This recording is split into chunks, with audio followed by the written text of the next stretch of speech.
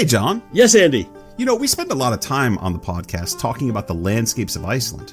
We sure do. But you know what's better than talking about the landscapes? Getting to bed on time? No. I knew that wasn't going to be it. A spirit-forward Manhattan on the rocks. I mean, that's a lovely... But no, what's better than talking about the landscapes, you see, I know. Being there. That's right, being there. Nothing beats visiting Iceland and standing where the events of the sagas took place. Absolutely. And Snæfellsnes Peninsula is the perfect example for that. It's a place where lava fields, green valleys, and a glacier-capped volcano evoke the stories of the sagas. Every farm, every mound, every fjord, every trail across the heath, if I can paint a picture for you, connects us to the medieval imagination this podcast celebrates. And the people of Iceland today still live and work in those same places. It's one of the few places I've traveled where the past and present feel like they're truly side by side. I agree. I just wish that our listeners could experience it for themselves. Well, they can. Next April, Saga Thing invites you to walk those paths with us. Together, we'll explore Snæfellsnes, home to Eyrbyggja Saga, with its haunted hills and heroic feuds. We'll also spend some time in the landscapes of Bárðar Saga Snæfellsnes, the story of the half-troll guardian spirit of the land. And since we'll be in the area, we'll be sure to visit the lands of Egil's Saga, tracing the beginnings and endings of Egil's life in Iceland. Learn more and reserve your spot at sagathingtours.com. That's sagathingtours.com, because the best way to study a saga is to stand where it happened.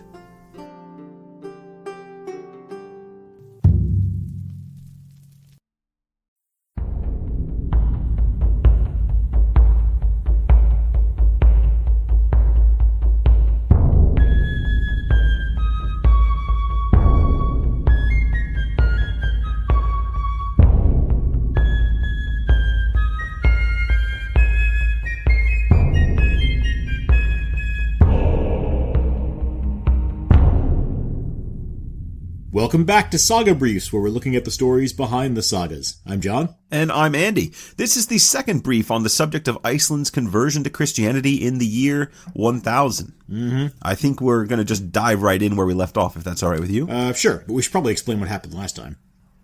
Okay. Quick and dirty, though. Oh, does that mean we don't get theme music while we do our review? Look, I'm not made of stone, John. Of course we can have some theme music. Excellent. Okay, but this is going to be timed theme music, so it's going to keep us on track. You ready? Seriously? Time's a wasting. Get going. All right. So we began with a discussion of our sources and explained why the Icelandic book of Ari the Learned is generally considered to be the central authority for the story of the conversion. We then addressed the reasons why the pagan culture of 10th century Iceland might have been vulnerable to external religious movements, and why that also might have meant that Christianity had a tough time getting a foothold on the island. When we left off, we just covered two failed attempts to convert the island by Thorvald Farranger and Stefnir Thorgilsson, and Iceland is proving to be a tough nut for the proselytizing King Olaf Tryggvason. But he's going to be back with a new missionary team and a new, more comprehensive plan to make Icelanders see the light, whether they want to or not. So that's not bad. I mean, I think we should start playing that when we're planning out these episodes. Might save us a lot of time. No, thanks. So, in essence, what we're doing in this half of the story is looking behind the scenes of the most famous missionary expedition, the one led by Thorbrand the Saxon. Then we'll follow the story through the Althing of the year 1000. If it is the year 1000. We'll deal with that problem when we get there. Finally, we'll talk about what conversion meant for Iceland, both immediately and in the slightly longer term. All right. I'm game. I hope we can get all this done in one episode, but let's get going. Part 5. Thangbrand and Olaf's cunning plans. So, we left off last time by talking about how unusual it was that the Icelanders were able to rebuff Olaf's early efforts to convert them. Well, I mean, that's partly because he's pretty successful elsewhere. But it's also a little surprising because Olaf doesn't have a reputation for taking rejection lightly. No, well, if anything, that's an understatement. Yeah, do you remember Earl Sigurd of the Orkneys? Yeah. Helgi and Grim Njalsson helped him fend off his enemies in northern Scotland, right? That's the guy. Well, shortly after Helgi and Grim left, Earl Sigurd was visited by a conversion-happy Olaf. Now, according to the Orkneyinga saga and Olaf's own saga, he ran into Earl Sigurd and invited him aboard his 5 ships. And when the two met, Olaf's reported to have said something like, "I want you and all your subjects to be baptized." Well, it's not a surprising request for a proselytizing king. Yeah, certainly to be expected. But he followed up that request with, "If you refuse, I'll have you killed on the spot, and I swear that I'll ravage every island with fire and steel." Oh, dear. What a sweet talker. That's one way to convert the people. And let me guess, Earl Sigurd converts. Oh, he sure does, right on the spot. And just to make certain that Sigurd is serious about his conversion, and that he'll enforce the conversion of the Orkneys, Olaf takes his son hostage. Yeah, it's pretty rough. Oh, it gets worse. Sigurd's son dies not long after he's taken hostage, which doesn't sit well with Sigurd at all. Right. In fact, he refuses to pay any homage to Olaf after the death of the son. That's a tragic story. It is. And there are plenty of similar stories in the source literature about Olaf's responses to people who either rejected Christianity or didn't practice it as he thought they should. Right. I think we've mentioned before that Olaf's ideas about Christianity are, to put it mildly, a bit unexpected for a modern audience. Yes. He's only king for 5 years, but he manages to pack a whole lot into that time. And his methods were obviously persuasive, at least. Oh, they were. I know we were talking about Ralph the Strong before we started recording here. You want to tell the lovely people about Ralph's encounter with Olaf? Sure. Okay, so Ralph was a pagan priest and a sorcerer who refused to convert to Christianity despite Olaf's most insistent invitations. And that's not surprising for a pagan priest and sorcerer. Olaf tried to catch him, but Ralph had a ship, the Serpent, that could outrace the king's fleet. Now, see, there are a lot of these fastest ships lying around in Scandinavia. I'm a little suspicious. Now, I want to know which one is actually fastest. Right, we need to get sort of the Oslo Regatta going. But don't pull me into a digression here. I'm tempted to talk about that, but Olaf hunted for Ralph and eventually found him. Yeah, and then he convinced him with a reasoned argument concerning the value of Christian conversion for his immortal soul. So, that sounds good, but not exactly. More like Olaf ordered his men to force a horn into Ralph's mouth, then pushed a poisonous serpent down the horn and into Ralph's throat. With a hot poker, by the way. Yeah. Well, that's another way to go. Not what I would have chosen, but it's one way. And this is only one example. Yeah, one of many. The other reluctant pagans are blinded, burned with coals, and otherwise killed and mutilated. And this is the guy that for some reason the Icelanders are resisting. Yep. Now you can see how wise Earl Sigurd of the Orkneys was to give in without a fight. Yeah. But I wonder why the Icelanders aren't terribly excited when he overthrows Earl Håkon. Well, remember, he's still developing this reputation. Yeah. And not everyone is happy about his aggressive methods. The Heimskringla tells the story of his attempt to marry the powerful Queen Sigrid, who was a pagan. Before he would marry her, though, Olaf wanted her to be baptized and accept the true faith. Yeah, I love this story. So Sigrid the Haughty, as she's called, isn't impressed. She tells him, "I do not mean to abandon the faith I have had, and my kinsmen before me. Now shall I object to your belief in the God you prefer." And if you know Olaf, you know that he wasn't too happy about this rejection. In a rage, he says, "Well, why should I want to marry you, dog of a heathen?" Oh. And then he slaps her in the face with his glove. Right, which he soon learns was a very foolish thing to do. Before walking out, Sigrid stares him down and says, "This may well be your death." And not to spoil a history that's over 1,000 years old for anyone, but that slap is widely regarded as the action that set Olaf's downfall in motion. Yeah, it is. But that's a story for another day.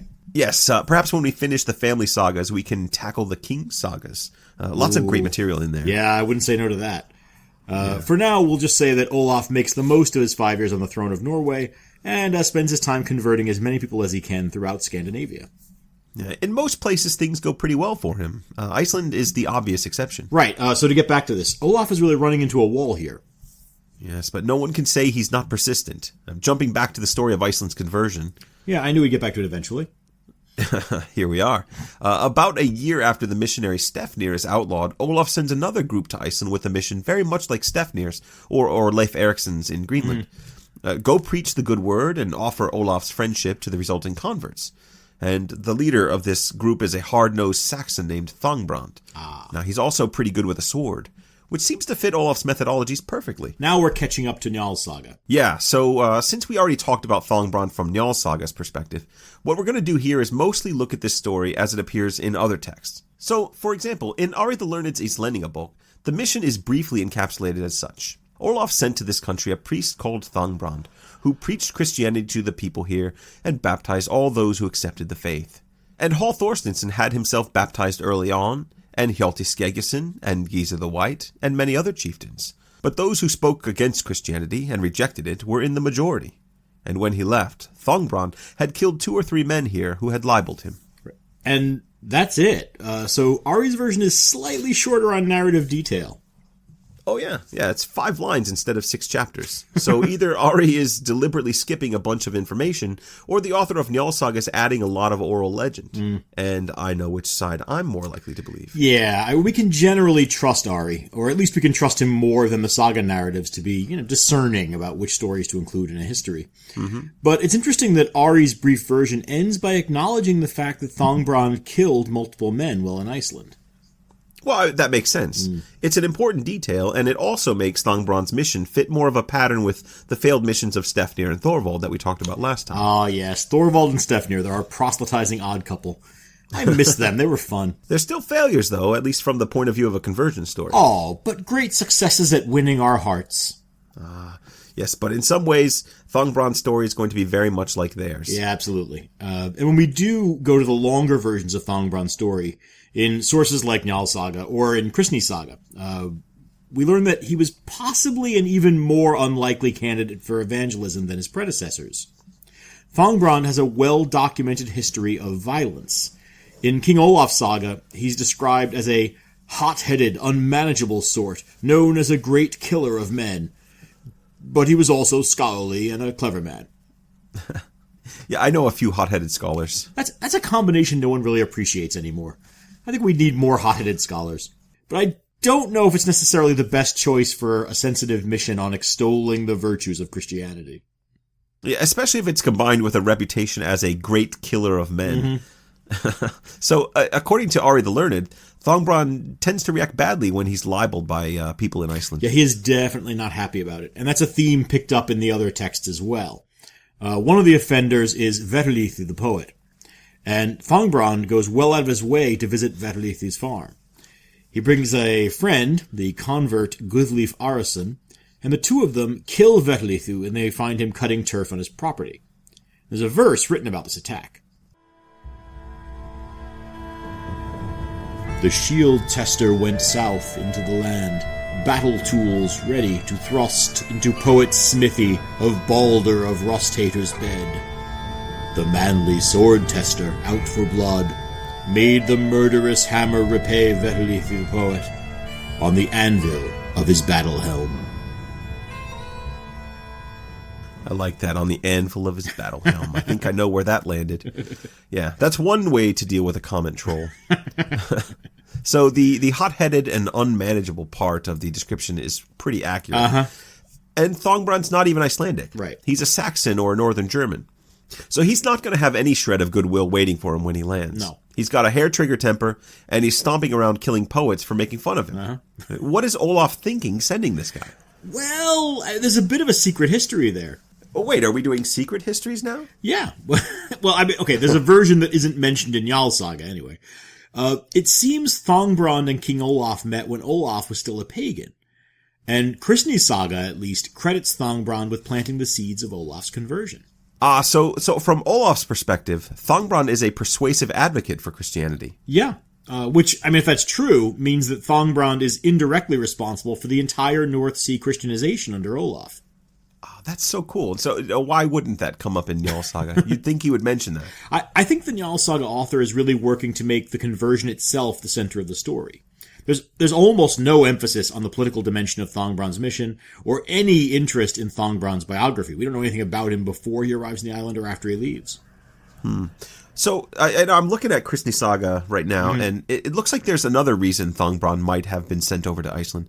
It says that even after Olaf converted to Christianity, Thongbrand proved too unruly to be allowed to stay in Olaf's court. Yeah. So he was given the task of traveling to Iceland to spread Christianity there. Yeah, the more you read about him, the more I think Thongbrand really starts to sound more and more like someone like Hallfred Otterson, the star of Hallfred's Saga, the Troublesome Poet.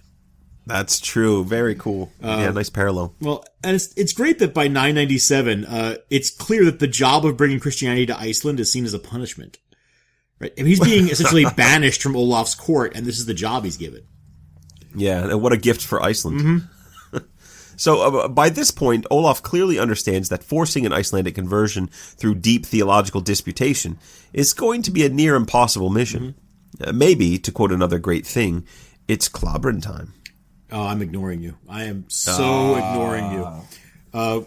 Let's assume another great thing. How dare you? Let's assume for now that Olaf is actually serious about Thongbrann succeeding in his job. Well, why wouldn't he be serious? I mean, Olaf seems like a very serious guy given his other behaviors. That's a fair point. In any event, Thongbrann's experiences as a missionary are mixed. And as we saw in Njal's saga, the sagas sometimes like to fill in the blanks by indulging in fantastical storytelling when they try to characterize him. Fantastical, you say? Yeah. I mean, he's reported to have successfully converted households and baptized several important chieftains, but he also runs afoul of local magicians, has his horse sucked into the earth beneath him, suffers widespread ridicule from Icelandic poets, and in one version of his story, he goes on an angry rampage that ends with 10 men being killed. Yeah. And you didn't even mention the berserk and the magic fire. Okay, so a little fantastical maybe, but pretty much right in the wheelhouse of saga storytelling. True. So I think we'll skip most of the details of Thongbrann's work in Iceland since we covered that pretty thoroughly in our 7th episode of Njal's saga. Sure, but I do want to return to his narrow escape from death by magical earthquake. I don't feel like we gave that the sort of attention it deserves in the Njal conversation. Okay, but only because that section's so bizarre I can't get enough of it. Good. So the heathen leaders of Kerlingardal hire a sorcerer named Hathen to assassinate Thongbrann at one point. This is the world of the sagas, and it fascinates me. What would the Craigslist ad for Saga Iceland look like? Come on. Practitioner of the black arts needed for short-term employment. Must have own sacrificing altar and at least 2 letters of reference from people with Frey or Thor in their names. No Finnish dreamwalkers, please. No Finnish dreamwalkers. You spent a little bit too much time developing that, didn't you? I make my fun where I can.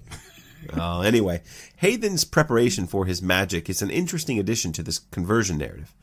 He goes off from other people up onto Arnarstokheath, and he conducts a great sacrifice there. And there's nothing about what he's sacrificing exactly, but it's safe to assume it's probably pretty bloody. Right, and possibly there's a lot of it. There may be some splash zone. Yeah, we don't get any more detail than that, but shortly after the sacrifice, Thongbrann is nearly killed when the ground splits open under his horse and he's forced to leap to safety. Right, and his horse and belongings are swallowed by the earth and are never seen again. As we said, Njal Saga is kind of hard on horses. Now, the saga writer doesn't say anything about what else Hathen is doing up there on the heath, but we can make a few inferences from other episodes. Well, presumably he's praying, or at least repeating holy words to himself. Yeah, exactly. Yeah, we've seen this several times. In Eric's saga, for example, Thorhall the Hunter went off by himself, also to a high and isolated place, and he mumbled while scratching himself with his eyes shut. Very good, yeah. And we learned later that he was praying to Thor. Oh, and we saw it in Njal's saga also, when Hrop destroyed that temple we talked about earlier. You're right. Earl Hauken went off by himself, knelt down, right, and held his hands over his eyes. And when he came back, he was able to lead his men directly to where Hrop was hiding. As we learned in that episode of Njal's saga, Hauken was praying to his personal deity, Thorgerd Holgabruthi. Right, and there are other occasions with very similar structures to them. So the physical isolation is often a sign of communion with magical forces, and there's often a chanting element. And frequently the person has to close his or her eyes as well. Right, so in many respects, this just brings us back to what we were saying earlier. These descriptions feel like they're informed by Christian practice. Well, there's certainly a lot of similarity in these passages to the prayers of hermit Christians and monks. Well, some of these elements are present in the representation of quasi-Christianity in the sagas as well. Right? I mean, Njal does something very similar while he waits for the Christian missionaries to arrive in Iceland. We're told he often goes off by himself and murmurs to himself. Yes. So what we're being told, I think, has less to do with an attempt to accurately represent paganism and more to do with a kind of universal attitude of prayerfulness from an Icelandic perspective. Sure, which makes sense, but it's pretty remarkable that these texts don't work harder to create some sort of division between the pagan and Christian worlds. Yeah, it's almost like the Icelanders didn't feel the need to jettison their entire history to explain their conversion story.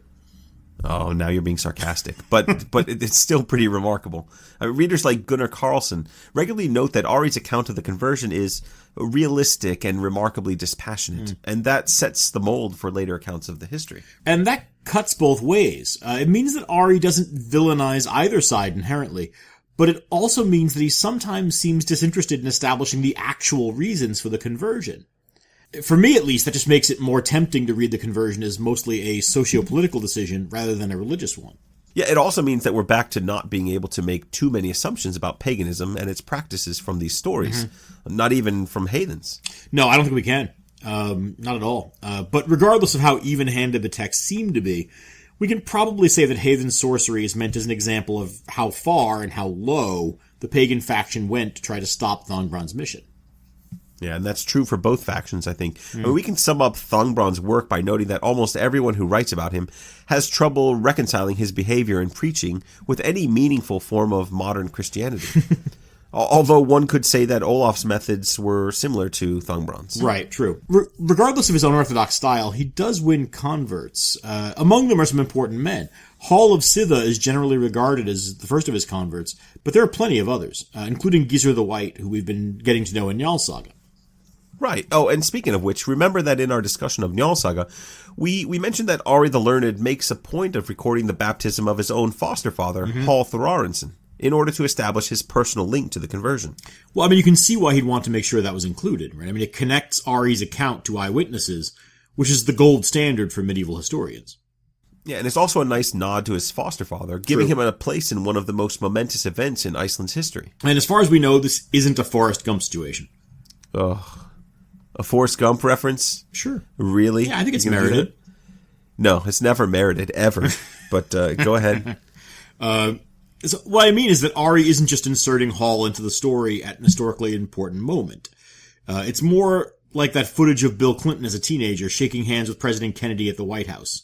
It's a remarkable thing, but a lot of people shook hands with Kennedy that day. The significance comes retroactively from Clinton's own political future. Now, what does this have to do with Hall Thorarensen's baptism at age 3? I just think it's a cool YouTube video.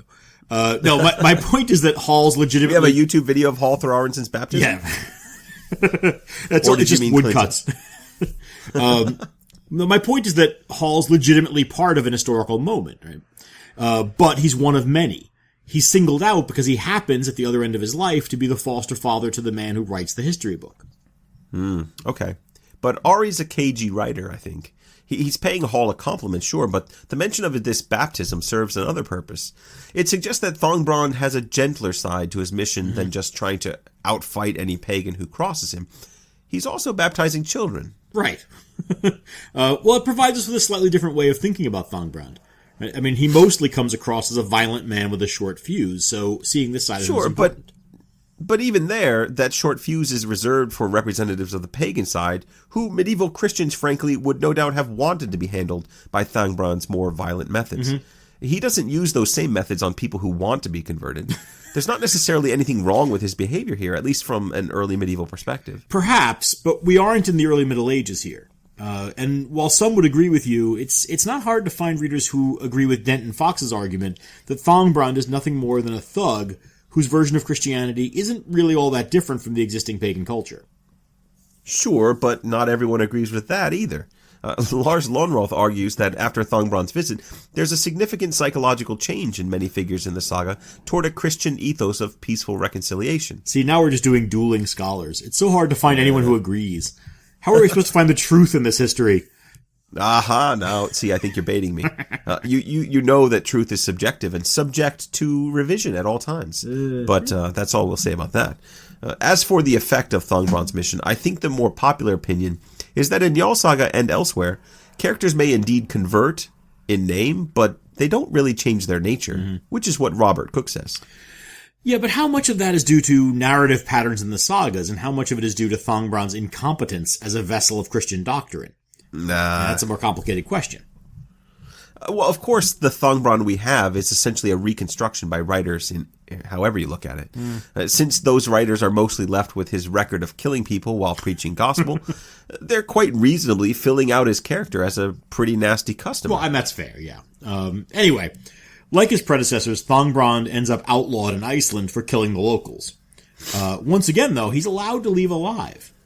And he does. I mean, after calling on God to burn a disbelieving berserk to death in trial by hot coals, Thangbrand leaves the island in or about the year 1000. And John, I have to assume that as he left, he maybe sailed a victory lap around the island on his way out. mean, this is an epic visit to Iceland. I imagine him standing at the front of the ship with his arms outspread, wind in his beard, praising the good Lord who just made him so thoroughly awesome. Well, whether he's popping nautical wheelies on his way back to Norway or not, it's clear that Iceland is in a bit of a turmoil by the time he leaves. Olaf Tryggvason is now employing a multi-pronged approach to Icelandic conversion. In addition to the repeated missionary expeditions, Olaf is also placing the island under increasing political pressure. Yes. Yes, he is. Indeed. Yeah, according to Kristni Saga, he takes the sons of several Icelandic leading men hostage to ensure their support for conversion. Oh, that always works out so well, yeah, with with Sigurd. And Icelandic book says that Olaf reacted to Iceland's mockery of Thangbrand by threatening to kill or mutilate every Icelander who came under his power. See, now that strikes me as a bad combination of threats. You can't threaten the safety of the sons of Iceland if you've already started killing and mutilating them, can you? Well, it says he threatens to do it. He hasn't quite done it yet. So, besides sending his personal Thangbrand Rasputin to convert the locals, and then kidnapping a bunch of the young scions of Iceland, Olaf also starts trying to starve the island into compliance. And some historians actually credit Olaf's increasingly aggressive economic tactics with his eventual success. He's such a charmer, isn't he? Mm-hmm, he's a peach. He forbids Norwegian ships from trading in Iceland and bans Icelandic trading ships from access to Norway's ports and markets. Uh-oh. Yeah. And that's where we start to see the tipping point power of Christianity in the region. Right. Once Olaf's power as a ruler of Norway combines with his friendships with other Christian peoples, he can exert a lot of this sort of passive power. Yeah, I mean, these are essentially economic sanctions. Right? I mean, Icelandic merchant ships relied on Norwegian shipping ports for the majority of their trade. Just think about how many times we've seen Icelanders catching a lift on a ship, and how many of those ships were on their way to Norway. Yes, a lot of them. Yeah, a lot of them. If Olaf enforces this ban, it could cripple Iceland's economy. Yeah, and the Icelanders see it that way too. I mean, where are they going to get all their wood if they don't get to go to... That's a good point. Yeah. There's a contingent of converted chieftains led by our friends Giza the White and Hjalti Skeggisson, and they happen to be visiting Norway when the situation gets ugly. They try to reach a compromise with Olaf, but the king continues to hold hostages and maintain those economic sanctions against Icelandic trading interests. Right. Now, as Andrew Hamer notes, all this suggests that Olaf Tryggvason did not expect the Icelandic chieftains to rush to accept Christianity on their own. And so he put them under a good deal of pressure to be converted. I think that's a pretty fair assessment of the situation. Yeah. Meanwhile, there have been some high-profile conversions in Iceland, and the confrontations between Christian and pagan contingents at the Icelandic Althing are becoming difficult to contain. In fact, that group of chieftains who meet with Olaf to try to calm his anger is only in Norway at that time because Hjalti Skeggisson has been outlawed from Iceland. Right, although in fairness, that's because Hjalti's another guy with a tendency to create problems. That outlawry is for reciting a profanity-laced poem about the goddess Freya. Yeah, well, that's true. This is the Odin's a dog and Freya's a bitch poem. Right, now we talked about that during the Njal Saga episode. But really, you can see why people are offended. Well, yeah, there's a real pattern here of some frankly outrageous things being done by the Christian contingent. I wonder sometimes whether we're supposed to be shocked by their behavior. Well, I think we can acknowledge that they're not behaving well, but that doesn't necessarily mean that they're doing a bad job of promoting Christianity. Both sides are being pretty extreme, remember. The pagans are laying ambushes, composing those insulting Neath verses, and hiring warlocks to try to kill the missionaries. Things have been escalating pretty quickly. Gotta love a warlock. So, by the year 1000 or so, Iceland isn't yet at the point of open conflict, but intelligent people on both sides are beginning to see a crisis that's inevitable. Right, and so as Icelanders had done with the missionaries, and as they so often do with other problems, they took their grievances to court. Part 6. The Althing of 1000. So now we finally arrive at the year 1000's Althing. Yeah, are we sure about that? The date, I mean, I know we've been saying the conversion happens in 1000, but there is some controversy about that date. The date? Well, we're almost certain. We're kind of positive, probably. Yeah, that sounds like a no. Well, it's complicated. When isn't it around here? I think we're running the risk of everyone knowing that we're going to answer any question with these kind of prevarications. No, I mean, it's complicated. Ari the Learned states clearly and unequivocally that the conversion happened in the summer that King Olaf Tryggvason fell, and 1,000 years after the birth of Christ, according to the general count. Which, seems pretty straightforward. And Christie's saga likewise says very clearly that 1,000 years had passed since the incarnation of Christ.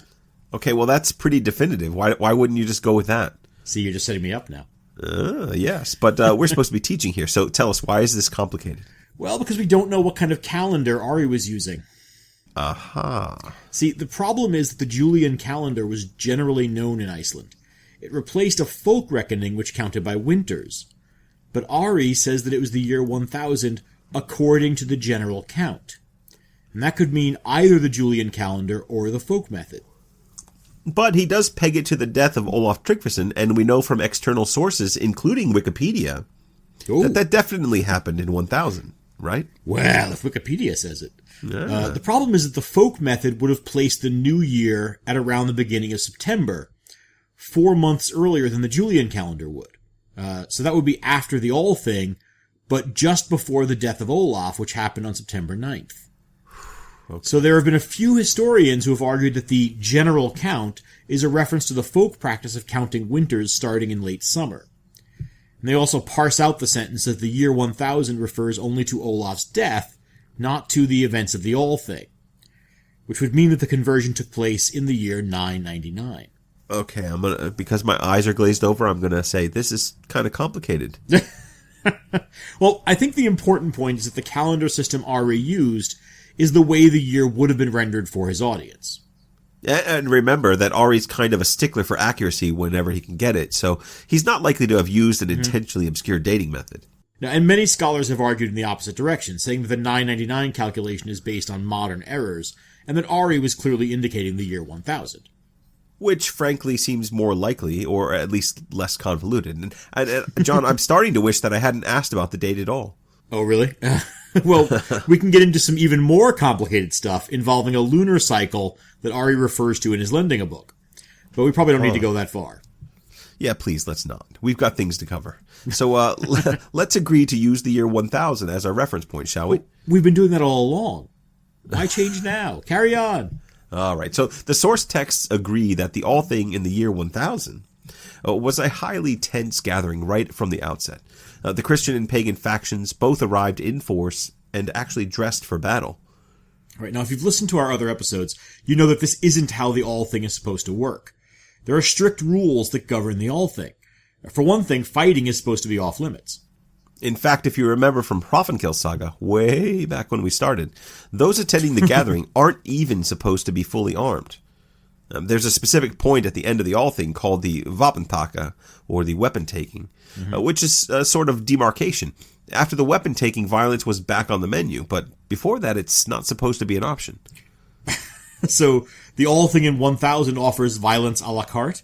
Yeah. I'm not sure I follow the menu metaphor. You follow it, but it's got the potential to be more of a smorgasbord, if you will.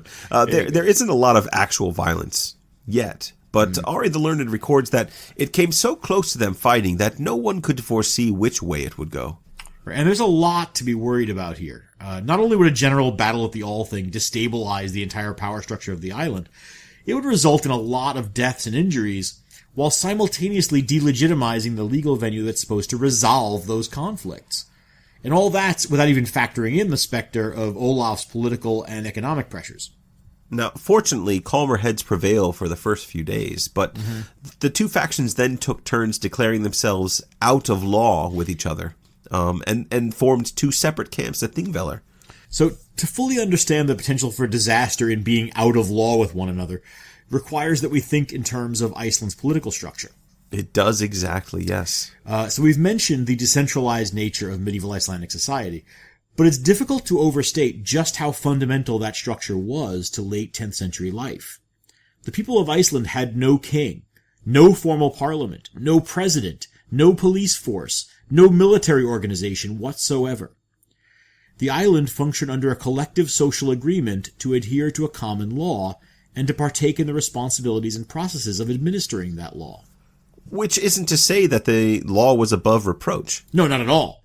In practice, the law could be unjust, corrupt, even malleable in the hands of powerful men. And as we've seen in several sagas, lawyers were both prized and despised for their ability to manipulate the law to their own ends. Yeah, Njál's a great example of that. Yeah, it occurs to me, though, that we're not doing much to rehabilitate the image of lawyers here. I mean, do you need to unethically manipulate the system to destroy a rival? Try your local lawyer. This podcast brought to you by the Harvard School of Law.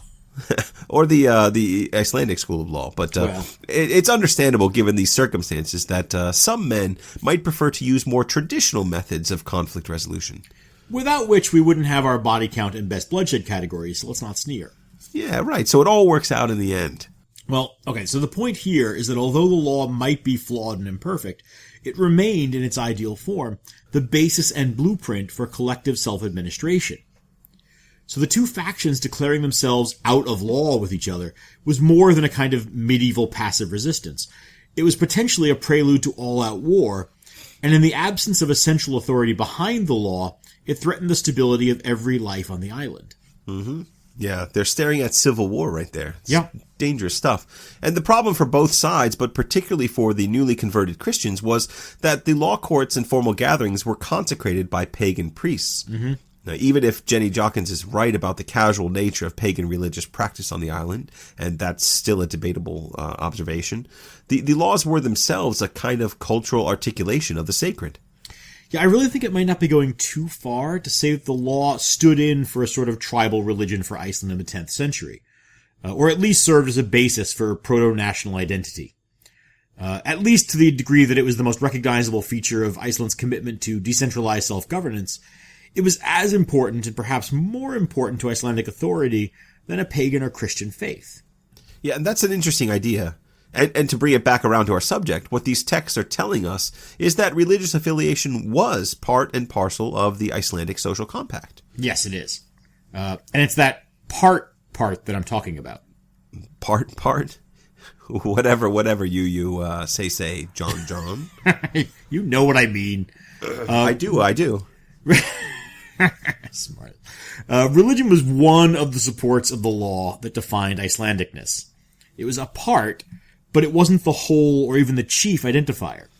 So it's not as central to how Icelanders think of their connection to one another, but it turns out that when you remove it, the assumption of universal participation in the social rule of law begins to wobble. And that is at the center of Icelandic identity. Once you lose the law, you lose Iceland. Oh, so there's a domino effect at work in all of that. Why didn't you just say that? Well, because I was busy being analytical. You were busy, all right. Anyway, what it comes down to is that pagans and Christians couldn't trust that their religious estrangement wouldn't lead to legal judgments being ignored or undermined. Yeah, so this is another manifestation of the same logic we saw in Rollo's story and elsewhere. Right. Both sides want to achieve something, often peace, but in this case, a working legal system. And that has to rely, in part, on mutually respected oaths. And since the value of an oath is frequently thought of as consisting in the value the oathmaker places in his or her word, and, of course, whatever that oath is sworn to, a mutually respected religious context for the swearing of the oath was essentially indispensable. Especially in a situation where two sides have been at war or have a history of animosity, and might not trust in the other side as an inherently honorable person. Like Gus, for example.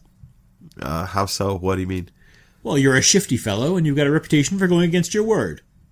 See, now you're slandering me, and that cuts deep. And more important, John, you hurt my feelings. I don't think I can trust your oaths anymore. Yeah, see how quickly that happens? Yeah. Now imagine if we were from polar opposite faith traditions.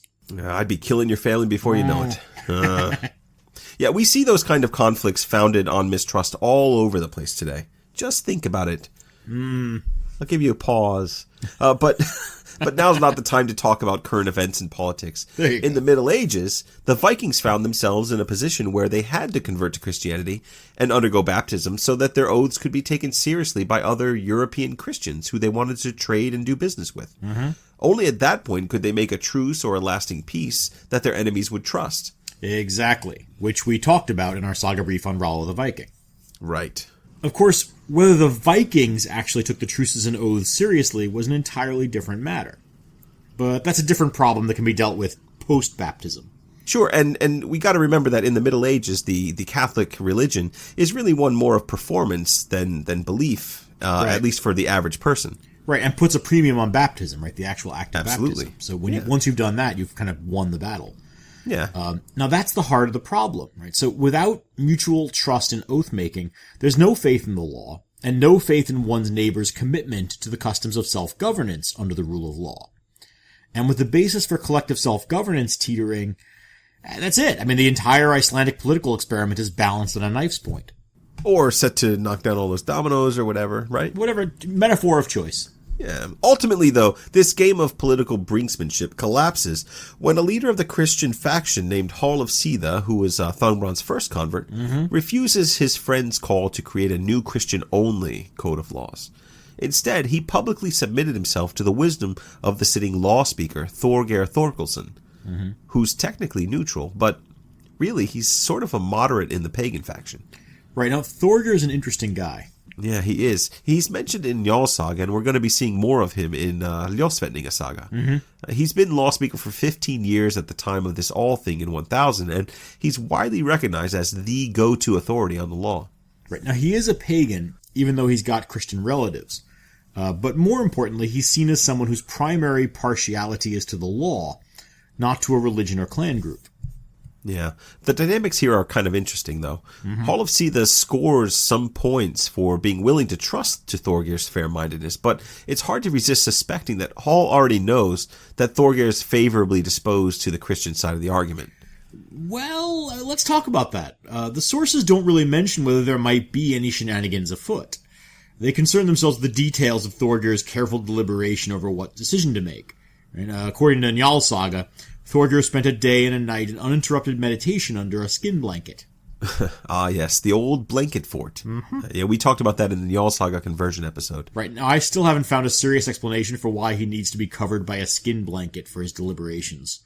The only thing that leaps out to me is that it superficially resembles some of the trances that Finnish spellworkers go into. They often have to be physically isolated and go into a kind of fugue state while their spirit selves get to work. That's kind of interesting, and when you make that connection, it puts what's happening into a context that fits with saga writing more generally. Think of Bolvar Bjarki. Oh yeah, but you probably need to explain. You're talking about if I can. Hrolf Saga Kraka. That's right, the saga of Hrolf Ladderlegs. Bolvar Bjarki is a warrior who channels a spirit bear during times of need. And he goes into a kind of trance, and this bear shows up and starts kicking butt on his behalf. You might say it's his Patronus. There you go. You might say that. I wouldn't say that, but you might. One might. It's such a great saga. It's such fun. Oh, it is. I love it. It's going to be a while before we get to it, since it's one of the fantastical legendary sagas, the Fornolder Saga. It's interesting for this conversation, though, because both of our trances require that he be isolated and undisturbed. Right. Now, I don't think we can definitively say that Thorgeir's blanket fort is necessary because he's off on a spirit journey.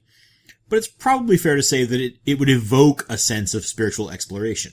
Maybe. And that's interesting all by itself, since this is another example of these motifs making the leap from pagan to Christian with minimal change. Right. And that's a literary observation, but it seems to reflect a cultural continuity.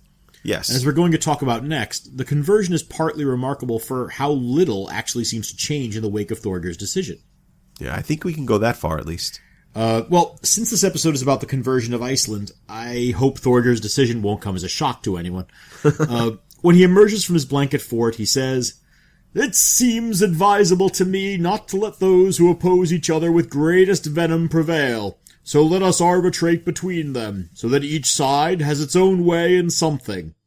But we shall all have the same law and the same religion, because it will prove true that if we tear apart the law, then we tear apart the peace." That echoes Njal's words, "With the law the land shall rise." Right. Yeah. The version that you're giving of the speech is from Kristni's Saga, but the variations from one version to another are pretty minor. The upshot remains the same in all. For Thorgeir, this is a legal dispute as much as a religious one. More so, I think. He then proclaims that everyone should be baptized, but that the old laws should stand as regards the exposure of children, the eating of horseflesh, and the right to sacrifice to the pagan gods in private. Yeah, the emphasis on legal rights is great. It essentially amounts to a declaration of religious tolerance. Everyone had to be baptized so that the law would be considered binding upon them, but they're still allowed to practice their own faith, whatever that might be or might not be. Right. Now, as we've said, balancing all this is the genius of Thorgeir Lawspeaker's decision. But still, exposing children, eating horse flesh, sacrificing to the pagan gods, those are pretty significant issues. Yeah, well, change is a gradual thing in any culture, John. Well, I mean, honestly, the horse meat thing is fine. Every culture makes its own decisions about what to eat and what is taboo. And sacrifice to the pagan gods, religious toleration is a fine thing. Yeah. But the exposing children rule is a problem. For those who don't know, this is the practice of leaving an infant to die from exposure to the elements. Well, true, but we've talked about that one before. The sagas at least seem to suggest that child exposure wasn't exactly acceptable, and that people were sometimes judged quite harshly for it. Right, now that doesn't mean that it never happened, but when it did, it was usually part of that difficult calculus of survival that we talked about in subsistence-level societies. Absolutely. A sickly or impaired child might be abandoned to conserve resources for other children.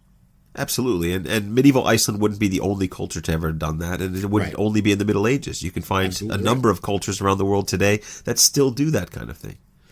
Anyway, in any case, it wouldn't be long before this all would be revisited. Over the next few decades, new pronouncements would be made, and various practices like dueling, the use of pagan magics, blood sacrifice, and child exposure would all be outlawed. Right, and that doesn't mean that the practices stopped right away. But that's getting us into a longer story than we're telling right now. Yeah, so let's go back to Thorgeir, having just made this announcement to the gathered assembly. What's going on there? Okay, so it's interesting that the sources are all quite certain that Thorgeir's decision was unexpected by those present. Of course, we have to remind ourselves that these sources date from a later and more completely Christian Iceland, so that only the very old would remember even meeting an eyewitness to the events of the day.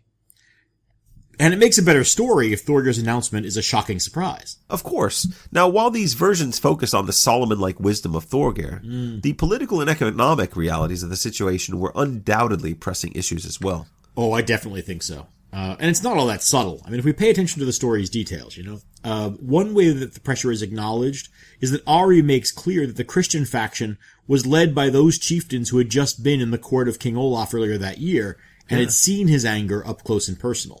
Yeah, so they're able to report back all those frothing rages Olaf was in, and how he was threatening to kill and mutilate every Icelander he got his hands on. Yep. Yeah, and that is a persuasive theological argument. Well, it definitely can be. And as we said earlier, we do see this side of Olaf's conversion efforts elsewhere. Now remember the bit of Hallfred's saga where he's sent to go blind a man for refusing Olaf's order to convert? That's right, yes. Yeah, Olaf was up to his old tricks even back then. And Hallfred himself was so merciful that he could only take one of the guy's eyes. Right. Ah, yes. What a mensch. Christianity seems to mean something a bit different for Olaf than it does for, say, Francis of Assisi. Well, I mean, remember, he was taught about Christianity by Thongbrand. That kind of thing leaves a mark on a guy. Literally. Okay, so Thorgeir Lawspeaker announces that the entire island would be baptized and believe in one god, and he makes it pretty clear that this is a socio-political decision, not a theological one.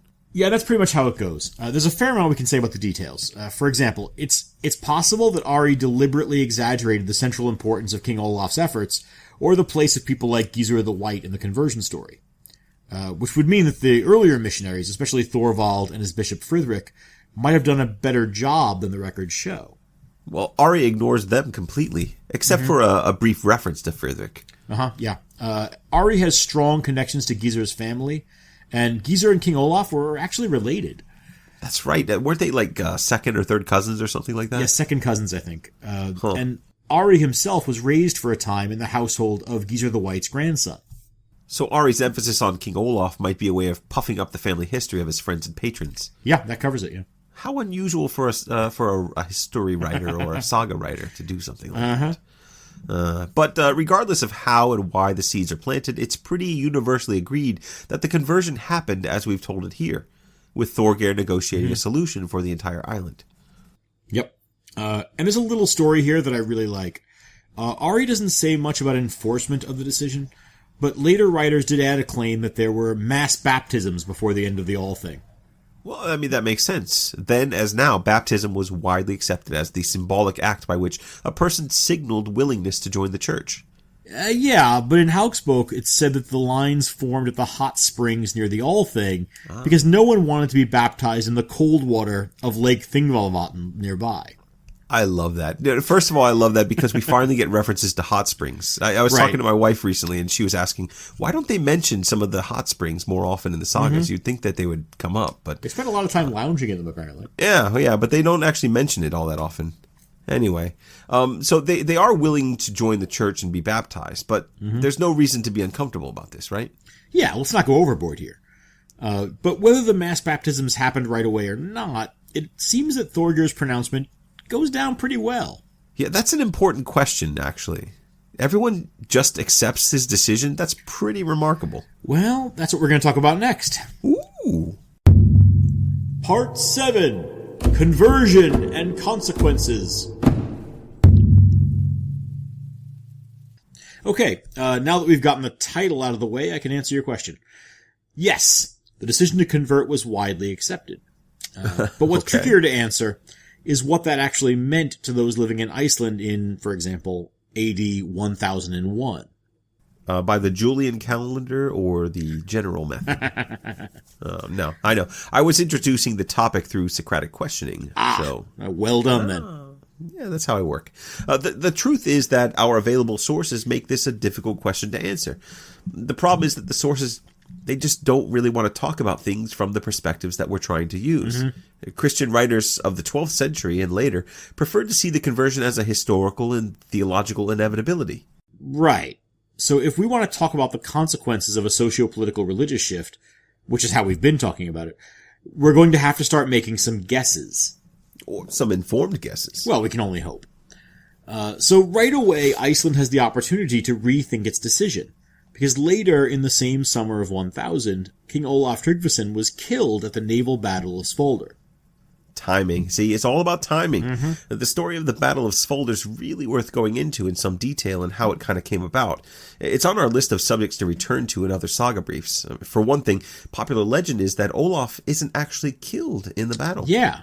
Interesting. He supposedly jumped ship to avoid capture and was never seen again. Yes, and legends abound that he didn't in fact drown, that he escaped and lived on. Right. Like some kind of Arthur in Avalon. Right. But again, that's a story for another time. For our purposes and as far as history is concerned, Olaf died at Svolder. Yeah. Which means, as you said, that the Icelanders are left with something of an anticlimax to their showdown with Norway over Christianity. Yep. Olaf's death removes the immediate threat to Iceland as a pagan state. And it creates something of a political and religious vacuum. Right? Suddenly there's time for everyone to take a deep breath and reassess the decision to convert. And yet, by all accounts, no such reconsideration ever took place, at least not on the national stage. Yeah, now it's entirely possible that a backsliding population would be glossed over by later Christian writers. Although elsewhere, in England, for example, when a newly christened population starts backsliding, it gets highlighted in moralizing literature. True, and it's hard to reconcile the idea of an undocumented pagan revival with accounts of other regions that did revert to their pagan identity, including Norway, as a matter of fact. Well, that's true. The enemies who attacked and killed Olaf Tryggvason weren't exactly great friends of the church. No. His immediate successor was Sven Forkbeard, who was nominally a Christian, but never actually used his baptized name of Otto. Yes, right, and he was working with Sigrid the Haughty, if I remember correctly. That's right, I do remember. Interesting. Yes, this is the same Sven who briefly ruled England for one winter in 1013, right? That's right. Even in a place as fond of nicknames and beards as 11th century Scandinavia, there aren't two kings running around with the name Sven Forkbeard, so it's definitely the same guy.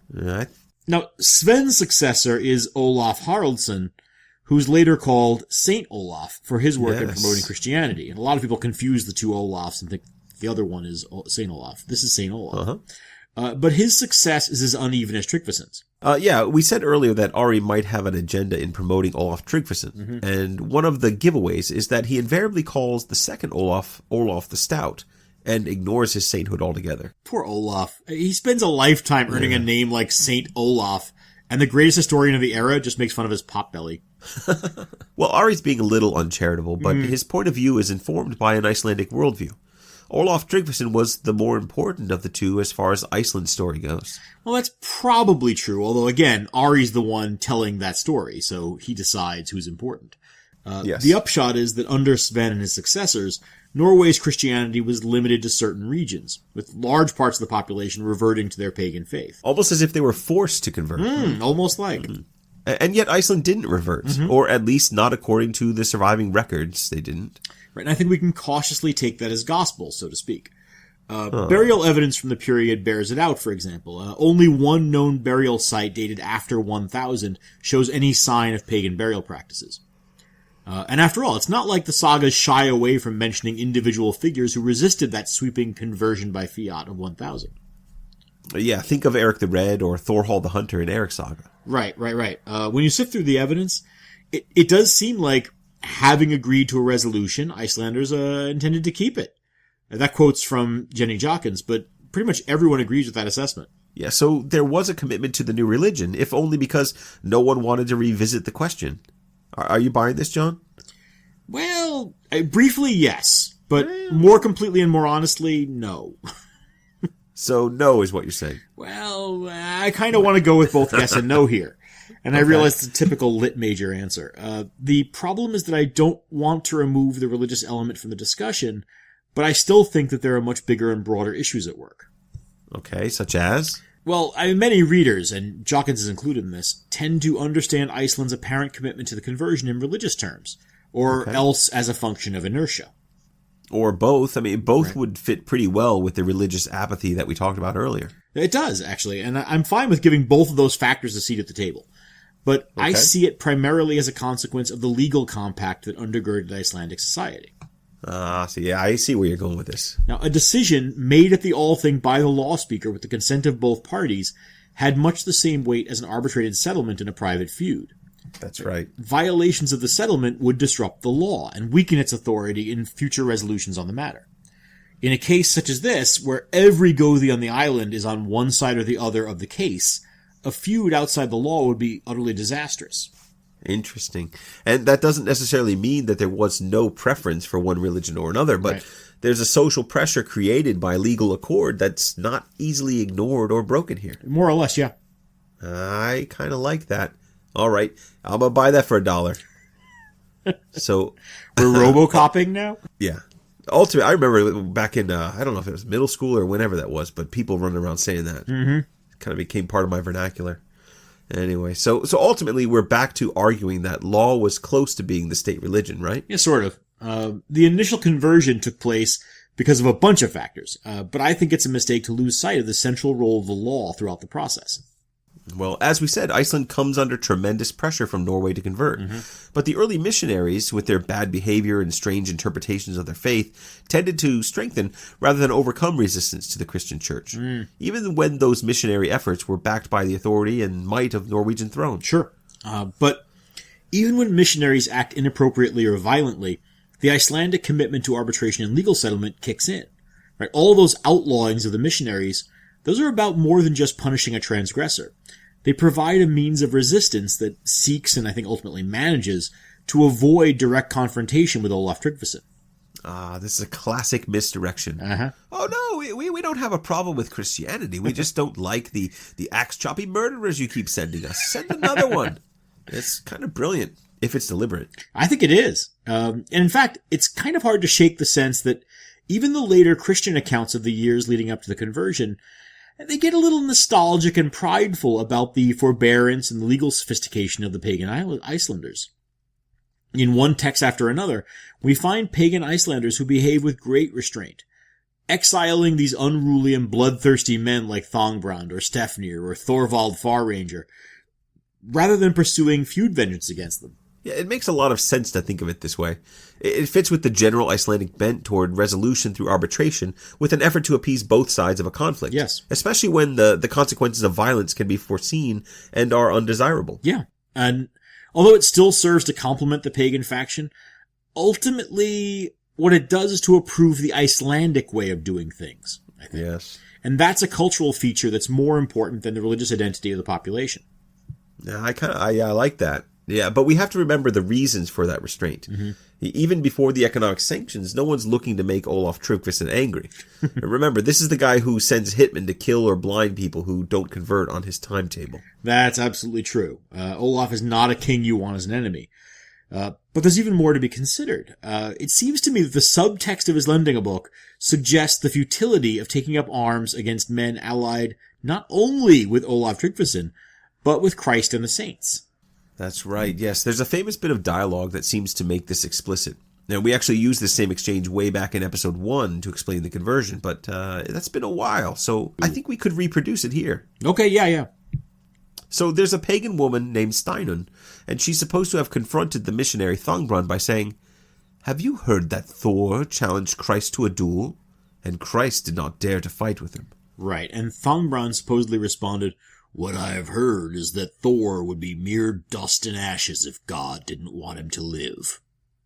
Yeah, I like that part. It encapsulates exactly how both sides in the argument think of their gods.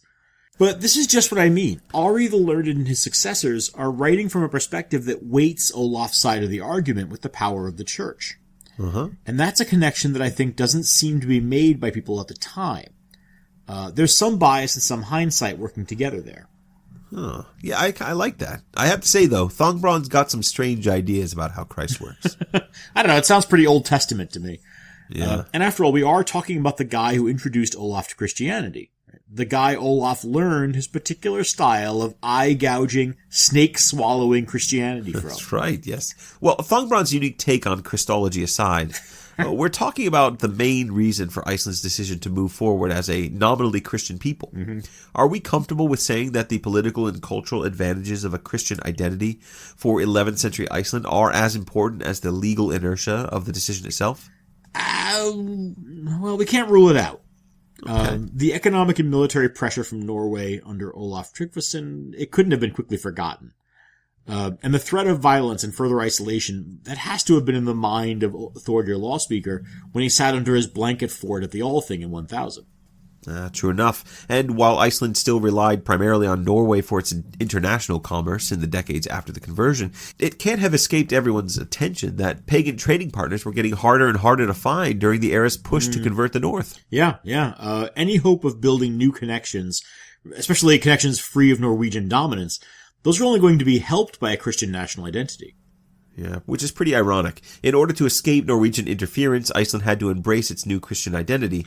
And that identity happened in large part because of Norwegian interference. Yeah. That about covers it. Yeah. But on the plus side, Iceland was able to start importing Norwegian companions again, which is great. It's hard to have a good saga battle without one or two of those guys around to kill off. Aw, poor red shirt wearing buggers. Yeah. But there are a lot of other goods that Icelanders needed to import. Real ones, not stuff we made up. Yes. And as they became culturally more aligned with continental Europe, that trading culture was poised to expand. Yes, in the long term, that's going to have tremendous consequences for the island. The literature, the culture, even the diet of Icelanders would eventually change through these networks. And not to mention the introduction of an alphabet and writing. Right. But that's all long term. What's happening right away? Well, culturally speaking, it's not clear that a great deal changed in Iceland in the years and decades immediately following the conversion. As we said, initially a number of pagan practices were still overtly or at least tacitly permitted. And for the most part, religious practice seems to have remained largely a matter of personal preference for at least another 2 generations. Yeah, we've seen some examples of the slow introduction of pro-Christian or anti-pagan laws in some of the sagas we've covered already. Think of the outlawing of dueling or the holmgang that we saw in the saga of Gunnlaug Serpentung. Oh, right. That happened in around 1006. And it wasn't explicitly tied to Christianity, but it was definitely part of a cultural shift away from the old ways of doing things. And an even more direct example is Grettir's saga. If you remember, after Thorbjorn Hook and his foster mother use witchcraft to injure Grettir as Munderson, the use of pagan magics is outlawed in Iceland. Sure, though it's always tricky sorting out how to link episodes like that to actual historical events. Whoa. Are you suggesting that magically malevolent driftwood is historically implausible? Not exactly, but yes. The point is that if we sift through the sagas, we end up with a general sense of movement toward accepting Christianity as a guiding force in Icelandic law after the conversion. It's slow, but it's happening. Yes, eventually it's a shaping force, but again, that's a long time coming. Well, okay, so if we're talking about the immediate aftermath, not much changed at all. Most of the local chieftains of Iceland claimed priest status in the new religion, mostly on the basis that they'd been sort of priests in the old faith. Can you do that? Just call being priest? I suppose like so. that? Why not? And anyway, they had to do something. I mean, the whole idea of an official institutional Christian church on the island, it took a while to get off the ground. Well, part of the problem is that the Norwegians remained very interested in this Iceland project. Iceland didn't produce its own bishop until 1056, when the first native bishop establishes a see at Skarholt. Before that, the bishops and monks and priests are regular visitors to the island, but they mostly come on Norwegian ships and mostly at the urging of Norwegian kings. Yeah, it does look and feel like the Norwegian kings, including St. Olaf the Stout, were working under the assumption that the acceptance of Christianity signaled a new openness to Norwegian influence in Iceland. Yeah, well, there's a lot of precedent for things working that way in other parts of Europe as well. Yeah, but not here. I like Gunnar Karlsson's way of putting it. Christ was let in, but the king was not. And even how much Christ got in those first years is a hard question to answer. Yeah. 11 bishops over the course of 50 years supposedly worked to Christianize the island. 11. That's a lot of bishops.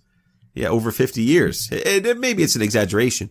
6 of them are named and probably actually existed, but the other 5 are a little sketchy. Supposedly 3 of them are Armenian. Sure. When you think 11th century Iceland, you think Armenian bishops.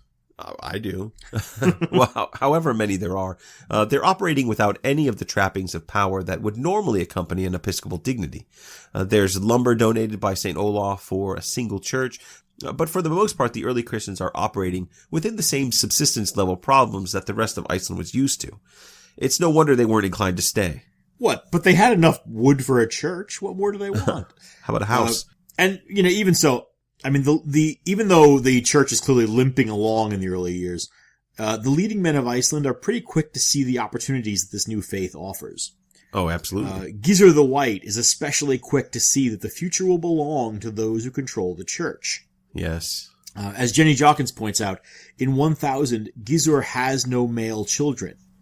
By 1006, he's married a young third wife and is building a family that includes sons. I see where that's going. Of course. And Gizur's oldest son, Islif, is then sent to German Saxony to be trained and ordained as a priest. And much later, in 1056, Islif becomes the first native bishop of Iceland. He's the one who establishes the see at Skarholt. And we should say that there are unmistakable signs that Icelanders intend to conduct their Christian church in their own way. When Islif Gizurarson dies in 1080, his successor as bishop is his son by his second wife, Gizur Islifsson. Oh. You see how that's going? Yes. Clearly not all aspects of church tradition were equally embraced in the Icelandic aspect. Yeah. That must have been an awkward conversation. So, I get to be bishop? And I can tell everyone what they have to do to be Christian? This sounds great.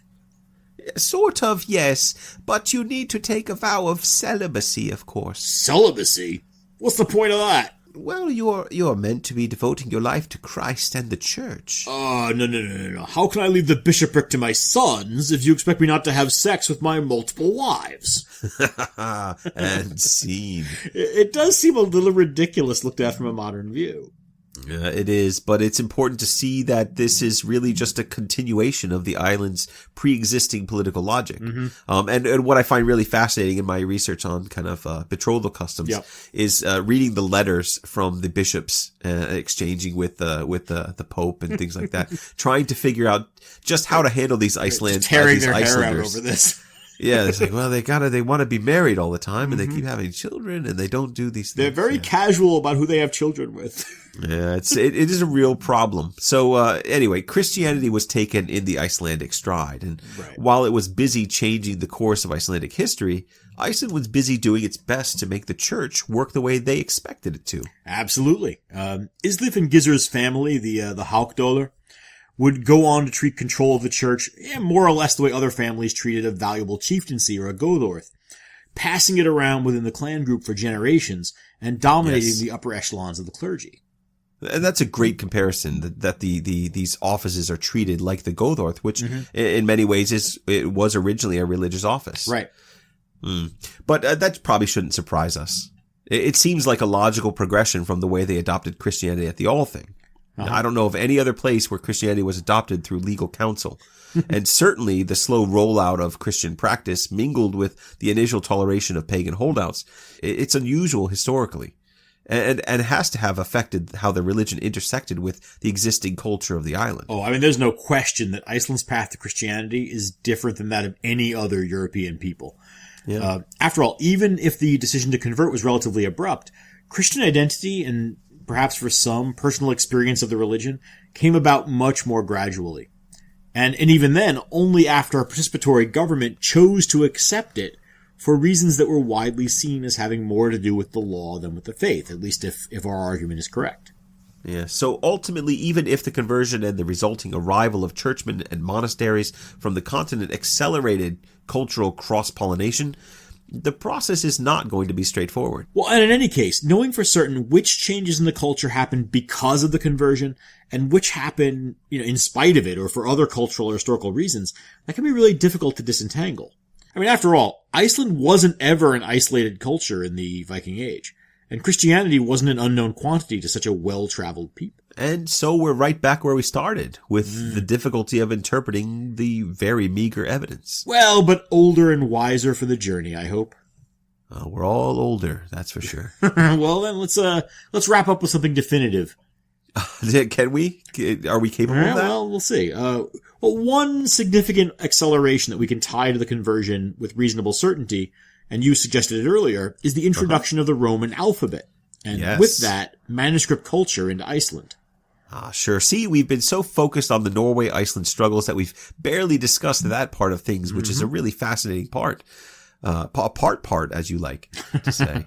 By the 13th century, Iceland was recognized across Europe for the quality and quantity of its writers. In addition to producing poetry, saints' lives, and the prose sagas, Ari the Learned and those who came after him built a reputation as the historians of the North. Yeah, and as a matter of fact, the Icelanders became more effective chroniclers of Norwegian medieval history than the Norwegians did themselves. Yes. And ultimately, that means that Icelanders play a really large role in determining the first pass of history's judgment on the Norse Viking world. And see, that's why I love thinking about all this stuff.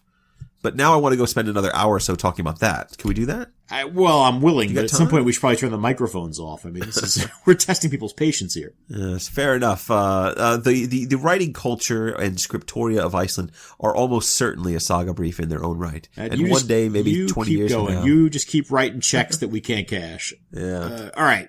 So you and I can go argue about manuscript culture for a while, but that's going to do it for this 2-part brief on the conversion of Iceland.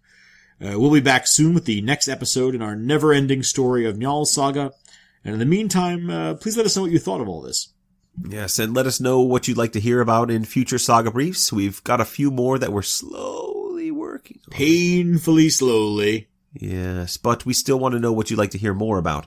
You can reach us at our Facebook page, Saga Thing Podcast, or through Twitter at Saga Thing Pod, or even by email at sagathingpodcast@gmail.com.